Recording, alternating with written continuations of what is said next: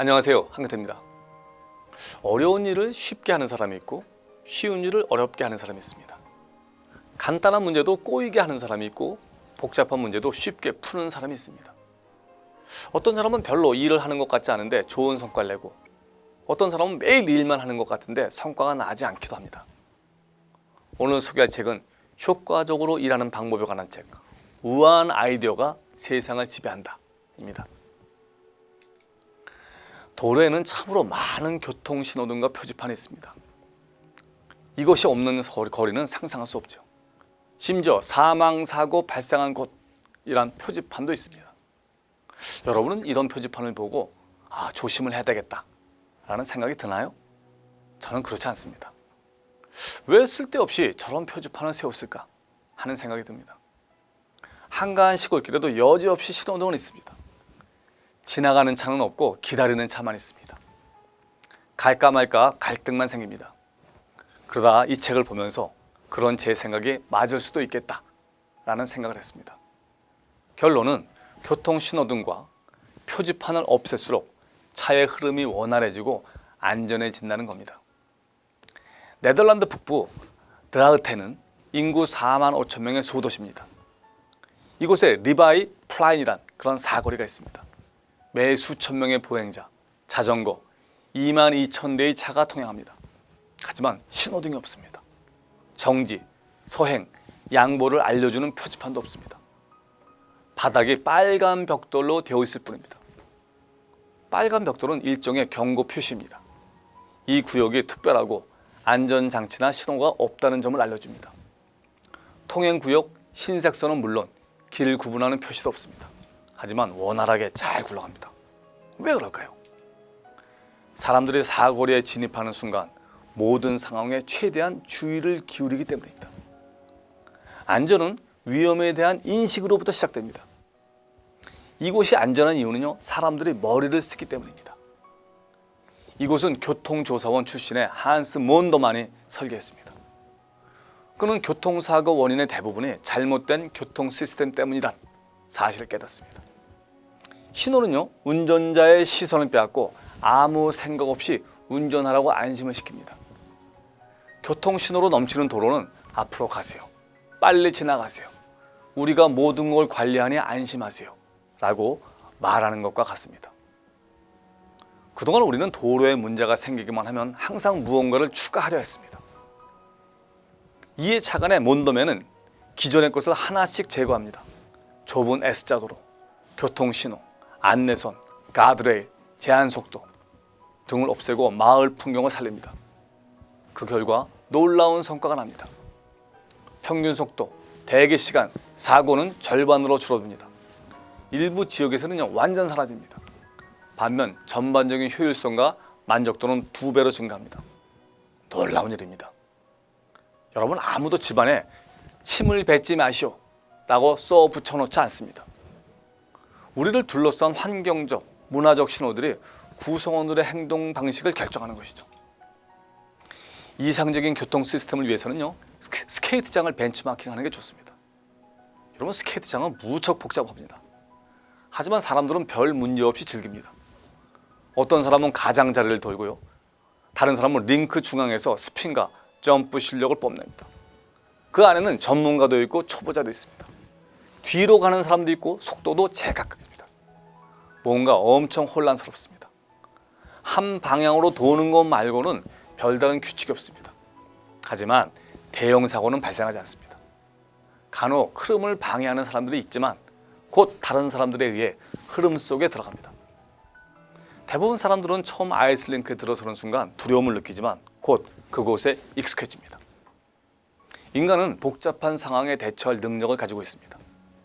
신호와 선은 사람들이 사회적 책임을 다하는 것을 방해합니다. 이런 장치는 상황을 해석하고 대처하는 인간의 능력을 없앱니다. 통제 장치가 많을수록 사람들은 스스로 생각할 필요성을 느끼지 않습니다. 여백의 유혹, 또 우아함의 요소입니다. 지금까지 아이디어란 것은 최대한 구체적이고 완벽하고 분명해야 성공을 거둘 거로 생각했습니다. 하지만 아닙니다. 모나리자는 애매모호함을 활용해 살아있는 듯한 그런 느낌을 주는 작품입니다. 그 당시 화가들은 어떻게 하면 그림 속 인물이 살아있는 것처럼 보이게 만들까를 고민했습니다. 다빈치는요, 보통 사람들과 반대로 스푸마토란 기법을 개발합니다. 말 그대로 안개처럼 사라지는 그런 느낌을 주는 기법입니다. 모나리자의 눈과 입 윤곽을 일부러 흐리게 표현합니다. 그래서 보는 이의 위치에 따라 표정이 달라지고 살아있는 듯한 표정을 줍니다. 그런 느낌을 줍니다. 전체 윤곽을 선명한 형태로 표현하지 말고 품어서, 안개란 말이죠. 그러니까 피어나듯 그려라. 더 혼란스럽게 표현하라. 덜 분명하게 표현하라. 그의 가르침입니다. 생략의 법칙도 필요합니다. 50년 역사를 가진 프랑스 자동차 부품 업체 파비는 생략을 통해 성공을 거둔 대표적 사례입니다. 사장 장 프랑수아는 자신이 멍청하고 게으르기 때문에 모든 업무를 현장 직원에게 맡겨야 된다고 생각합니다. 그는 정말 많은 걸 없앱니다. 인사부서와 기획부서를 없앱니다. 제품 개발부도 구매부도 해체합니다. 중간관리자, 전략기획팀, 출퇴근 기록 카드도 없앱니다. 업무 지침서도 없앱니다.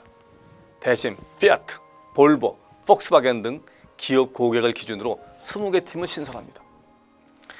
해당 업체에 대한 문제점 아니라 내부 구성원, 구매 업무, 개발 업무까지 모두 그들 스스로 처리하게 합니다.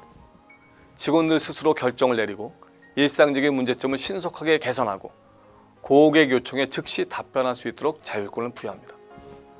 리더와 팀원이 모두 알아서 해야 합니다. 업체 담당자는 매우 중요한 자리라 사장이 직접 선발합니다. 그러자 엄청난 변화가 일어납니다. 거대한 공장이 사라지고 지붕을 함께 쓰는 작은 공장 수십 개가 나타납니다. 수평 조직으로 만들자 승진 개념도 사라집니다. 사장의 요구사항은 심플합니다. 더 빨리, 더 싸게, 더 현명하게, 오직 고객을 위해. 이 회사는 큰 성과를 거두고 있습니다. 완벽함이란 더 이상 더할 것이 없는 상태가 아니라 더 이상 뺄 것이 없는 상태를 말합니다. 단순한 것이 본질적인 겁니다. 화가도 조각가도 경영도 그렇습니다. 성숙한 경지에 이르면 단순해집니다. 거기 모든 게 포함되기 때문입니다. 단순함이란 불필요한 것을 모두 덜어내고 반드시 있어야 할 것만으로 이루어진 결정체 같은 겁니다. 본질적인 것만 집약된 모습입니다. 복잡한 것을 다 소화하고 궁극의 경지에 이른 상태를 말합니다. 지속 가능한 해결책도 중요합니다. 지속 가능성이란 어떤 것을 특정한 수준으로 유지시키는 능력입니다. 아빠의 항아리 냉장고가 대표적입니다. 나이지리아에서는요, 음식이 빨리 상하는 것이 큰 문제였습니다. 그렇다고 냉장고를 살 형편은 안 되고 전기 사장도 나빴습니다. 모하메드 바 아빠는 그런 지역 문제를 고민하다 문득 액차가 증발할 때 주위의 열을 빼앗아가는 과학 원리를 떠올립니다. 그리고 항아리 냉장고를 개발하죠. 큰 항아리 안에 작은 항아리를 넣고 그 사이에 젖은 모래를 넣고 두 항아리 표면을 적게 만드는 겁니다. 젖은 천으로 안쪽 항아리 뚜껑을 씌우면 두 항아리 사이에 있던 증기가 바깥 항아리의 표면을 통해 공기 중으로 증발하면서 안쪽 항아리의 내부 온도가 떨어지는 원리입니다. 결과는 환상적입니다. 3일 만에 시들었던 채소가 한 달 가까이 갑니다. 하루면 시들던 시금치는 12일간 신선도를 유지합니다.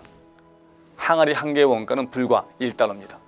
2006년에 10만 개 이상의 항아리 냉장고가 팔려나갔습니다. 우리는 늘 무언가를 채우려 합니다. 더하려 합니다.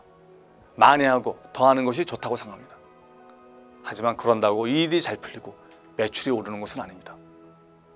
우아하게 살기 위해서는 없애고 멈추고 생략하는 게 필요합니다. 전략이란 무엇을 할 것인가를 결정하기 전에 하지 말아야 할 것이 무엇인지를 결정하는 일입니다. 이 책을 통해 단순하면서도 우아한 삶을 사시길 권합니다. 감사합니다.